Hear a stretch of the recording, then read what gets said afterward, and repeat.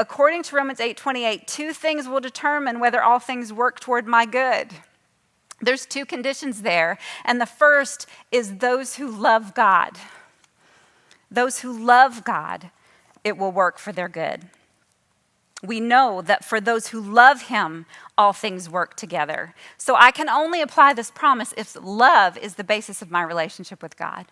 It's the only place that it can apply. If my experience with God is anything short of love, I can miss this blessing. I can't expect to experience this without intimacy. I cannot guarantee this promise in my life. And many of us are trying to serve God without love.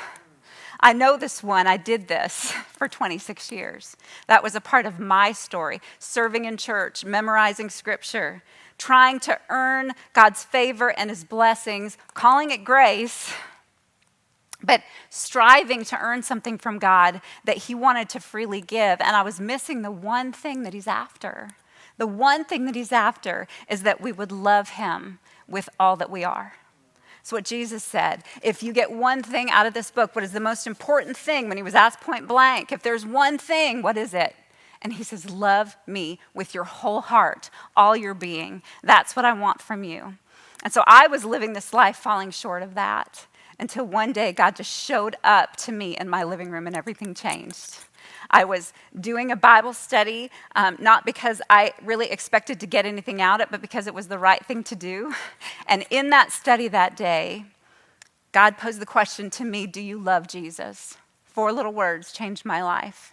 And I knew what I was supposed to answer, right? I'd been taught it since I was a little girl.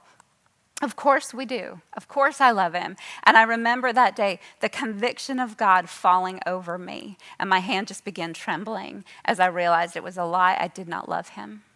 I did not love him. And I acknowledged that to him and confessed it. I didn't love him. I didn't even know him. I was going through the motions. And the Spirit of God would not allow me to remain in my deception. So God showed up to me that day in love, showed me what he saw, that I had just been pretending, living a lie.